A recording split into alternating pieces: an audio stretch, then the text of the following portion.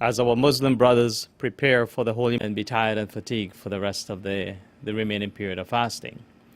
And one of the reasons for this is that basically we are so excited to get into the fasting period and to observe it with all the positive effects that come from it and all the camaraderie and benefits that come from the meetings that take place before and after. And sometimes people look forward to it so much that basically the secretion of adrenaline, noradrenaline to the brain is the stimulus that drives you. But that initial period of driving probably erodes itself after 10 to 14 days when you're faced with going through the rigors of what is a tough job, which is to fast for 30 days for almost 14 hours a day. But when we think about some of the effects of some of us who've got problems with our stomachs, we can also exacerbate some of those conditions. So in terms of the benefits, the cerebral benefits of the fact of what we're doing, the drive we create for ourselves, the fact that we're losing our weight, the fact that we feel so positive about what we're doing because it's so much part of our community and so much part of our family, and it's redeveloping in us the original self that we had and the virtues instilled by our parents, that religion is probably the foremost pillar of a healthy family life. All of those positive benefits are things that we should cherish and try and persevere and get through the fasting month of Ramadan. However, for those of us who understand that basically there's some disease processes that basically will take a beating because of the fasting, and I will discuss later the effects it has on hypertension, diabetes, high cholesterol, coronary artery disease, diseases of the vascular system, deep vein thrombosis, peripheral arterial diseases, and how it can actually make them worse. But some of the things that we could do, even for those of us who are probably going to be doing probably a little bit less fasting, probably not eating as much, but trying to take another route and still be observing the religious occasion, but at the same time be getting the blessings that goes with observing fasting, either by feeding others for those 3 meals per day, as is acceptable in the Quran. The issue about this is that for some of us who've got peptic ulcer disease and gastritis, the fasting sometimes with a decreased amount of food in the stomach can make it worse. Sometimes it can make it even better. The rationale behind it is that we have to notice where is it that all this fluid that gets into the stomach in the absence of us eating anything else, you're faced with let's say the nasopharynx producing its own secretion. But because we are dehydrated, there's less fluid coming out of it. We're looking at the digestive tract. There's obviously less fluid that comes from the digestive tract. The esophagus, by and large, except for the esophageal glands, produces very little fluid. Within the stomach, you have 1,000 cc's of digestive fluid, being included gastric acid. Now, it's this gastric acid that's being produced from the stomach. We're faced with the fact that the gastric acid is now acting on a stomach wall, a stomach lining that has no food for digestive purposes. So the acid itself is acting against the unprotected lining of the stomach. And for those of us who have minimal amount of gastritis, the mere fact of the acid against the stomach can cause an erosion of the mucosa lining and make our condition worse. Let's, for instance, say this is the lining of the esophagus. Let's say there was an ulcer here in the mucosa. This ulcer then penetrates into the submucosa and gets into the muscularis externa, and then it can actually penetrate out of the stomach.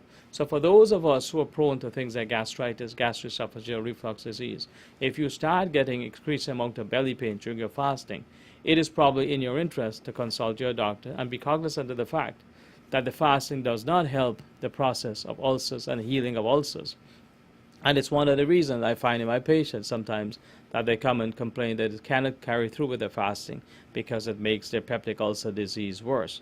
In a case like that, we can also develop cases of which if ulcer perforates the posterior aspect of the stomach, gets into the pancreas, and that's a condition we do not want to create, chronic acute pancreatitis, because acute pancreatitis is an inflammation of the pancreas itself, can lead to chronicity, but more importantly, it can lead to the digestive juices from the pancreas into the intraperitoneal cavity and cause an acute abdomen, which is a surgical emergency.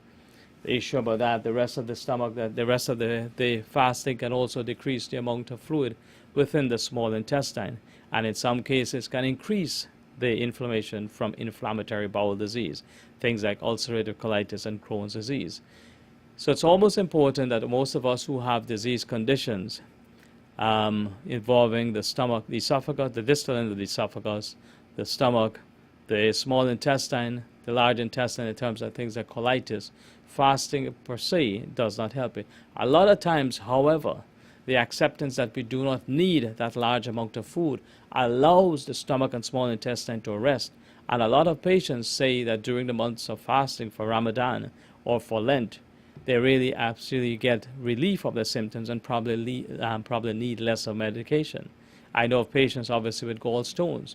By eating less, there's less stimulation of the gallbladder, and then the less stimulation of the gallbladder causing it to contract, and the pain decreases. So the benefits of fasting far outweigh the risk. But it's also important, the side effects of not fasting. But it's most important for us who have the disease conditions involving the stomach, things like gastroesophageal reflux disease, peptic ulcer disease, inflammatory bowel diseases of the small intestine, the large intestine. Realize that anytime we start to develop pain, bloating, and increasing amount of pain, we should be made aware that this is basically our condition getting worse, and be aware and always contact our physicians about it.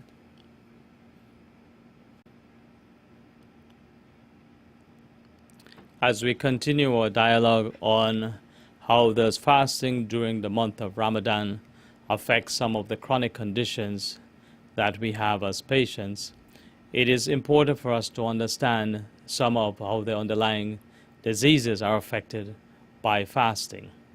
Fasting, by and large, is the absence of food and water. Over a period of time, that means the absence of glucose and water. It means that what we're actually doing to ourselves by fasting is exposing ourselves to a decreased amount of glucose and water, and hence slowing up the cytoplasmic process and the process of the mitochondrial process of our cells. The benefits of fasting, especially in the holy month of Ramadan or Lent and Nowrat, far outweigh the effects of some of the disease conditions. But it's important for us to approach our disease condition in a way in which we are allowing ourselves to benefit from the fasting and not to have the ill effects of starvation on our disease condition. Fasting after a period of over 10 hours, as for this particular period of Ramadan, becomes literally starvation because it's exceeding that period of time when we basically can still be expected to get the benefits of the food ingested about 6, 7, 8 hours ago. Especially during the month of the heated months of the summer, the daylight period is much longer. Hence, the fasting period is much longer. Hence, we're exposing our bodies to longer periods without food and water. It's almost like you're going in a desert without food and water. But in addition to that, the scorching weather for us who are exposed on the outside, or any one of us who are exposed to a lot of activity, causes an even further dehydration. If this period of 14 hours was in the colder months of the year, we will be losing less water from the greatest excretory gland we have, which is the skin. It's not from the fact that we urine, because our urinary excretion decreases, but the loss of water from the skin, because the surface area is still the same, is actually the same, but increases because of the humidity and the heat. So we are exposing ourselves to a longer period during the summer of fasting, dehydration, and starvation all at the same time. All of which for diabetes as a disease condition makes it so much worse. Because diabetes in itself, by creating an excessive amount of sugar within the blood, which is what it is, because we are unable to produce enough insulin, so we're not able to lower our sugar levels. Now, in addition for the fact that within our diet, within our blood vessels, is the increased amount of sugars, which makes the blood thicker than usual. Now, in addition to that, we've decreased the amount of fluids we have. Now it becomes even thicker. So it increases the risk of thrombosis in a diabetic. And also, if we look at the fact, most of us who are diabetic also have high cholesterol, the atherosclerotic process increases because of the fact of the dehydration, the increased amount of sugars, and the increased amount of the platelet stickiness. So in itself, diabetes is fasting sometimes can be considered contraindication to diabetes. The fact of it, because it makes our diabetic condition worse. But the good thing about fasting is that because we're decreasing the amount of food we're taking in, we can probably be able to take less medication. We can probably also be able to say to ourselves, if I'm going to be ingesting less, let me see what I can achieve, or how much insulin can my body achieve. So there are 3 or 4 benefits that I see for fasting for a diabetic. One, it allows you to decrease your amount of food intake, and you probably will be taking less medication. But you also will see whether or not you can manage without medication by seeing what your blood sugar levels after going through an entire day of fasting. Would you be increasing yourself for risk of having diabetic coma? Very, very little. Because most of the most common form of diabetes is adult onset diabetes, in which we take medications either to increase the amount of insulin being secreted by the pancreas, or decrease the breakdown of the insulin that's already secreted in the peripheral cells. So by and large, we've done 2 things for a diabetic by fasting. One, we've said to ourselves, you know what? My diabetes is there. It's going to be there for the rest of my life. But what I need to do now, can I decrease the amount of foods I take? And you're bound to do this because of the simple fact, your religion says for fasting months, you cannot eat during the day. So you eat whatever you can in the morning and probably take one of the tablets you're expected to take, whether it be metformin, glycoside, etc. And then you go through the rest of the day with a small amount of food in the morning and reducing your tablets. And by the end of the day, see what your sugar level is. If it's less than something like 140, then basically all you need is a small amount of food to get through the rest of the day. Not that large amount of food. So you've decreased the amount of food at the beginning of the day. You decrease the amount of tablets. You've managed to allow yourself not to get accustomed to eating cookies and additional stuff during the day. So you're doing exactly what your diabetes is expected to do for you. Then you're also achieving the weight loss that goes with diabetes, which is one of the reasons why our diabetic population is finding it so difficult to use enough medication, because we perpetually keep putting on weight. And it's a matter of a relative deficiency of insulin. So the more weight we put on, the more demand it's for the cells to produce, to have the glucose.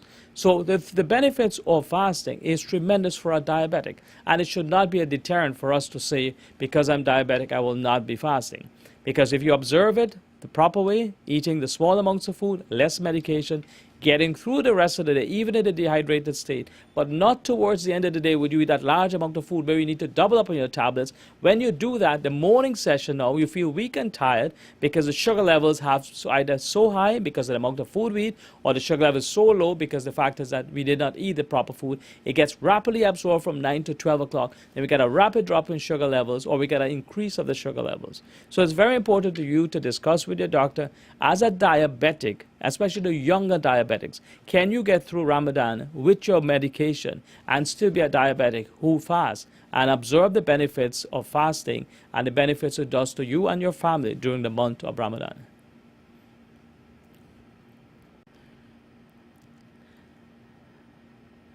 Now that we're well into the month of Ramadan, and basically most of our Muslim brothers who have observed it for the last 10 to 14 days have understood it, that it's now becoming much more easy to get accustomed to the small amounts of food in the morning and even the small amounts of food in the evening, and the benefits of the weight loss, the benefits of our sugar being controlled, less blood pressure tablets, probably less cholesterol lowering medications, and the fact that we feel so much fitter despite the fact of the fasting and dehydration.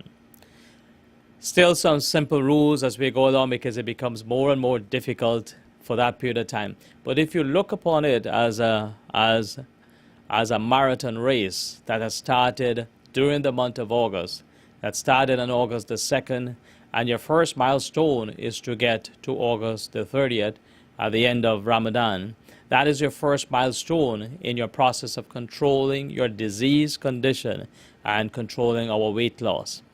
So this is just the initial stages. We're into 2 to 3 weeks of the process of fasting, but hopefully we're going to be able to do this for the entire year, for the entire rest of next year as well, as we approach another Ramadan for the year 2012. But we can approach it like this, because now with all the benefits derived and getting accustomed to going to the masjid in the evening, getting the camaraderie and friendship, even it doesn't happen after, the fact that getting up in the morning early, maybe not at 4:30, but probably closer to 6:30, eating that much less food in the morning, and eating much less of the roti and the rice and the bread and the sweetened products that we've gotten accustomed to over the years. Now we're more into more healthy foods, which probably needs much longer time to digest, but gives a sense of fullness towards the middle part of the day and the middle portion of the evenings, when we tend to feel weak and tired. And we always thought this was as a result of the stomach being empty. No, it's because of the fact that we've just splurged on simple carbohydrates first things in the morning. We increase the level of sugar so high, our pancreas produces whatever insulin it had, then the blood sugar level drops dramatically. And it happens in school kids as well. When they start to drink a lot of sweetened products, they go through highs and lows for the rest of the day.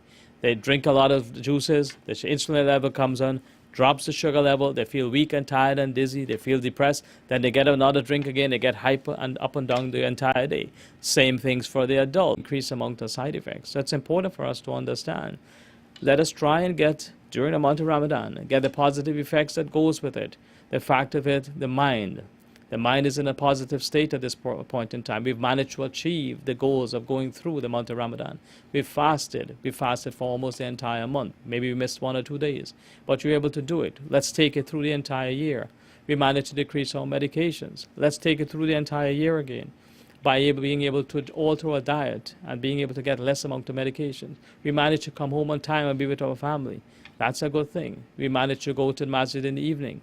We may not be able to do it every day of the year, but at least it doesn't prevent us from doing it at least once a week. We manage to look out for those who are less fortunate. We can continue to do that for the rest of the year. We manage to realize that we have much more in common with others who are fasting during the month of Nowruz, during the month of Lent. We're much more of a community when we accept the simple fact that we have much more commonality than differences. We have much more commonality in the disease processes and the ills we face. We have much more commonality in the fact that we're all exposed to the same factors. We all are trying to improve ourselves.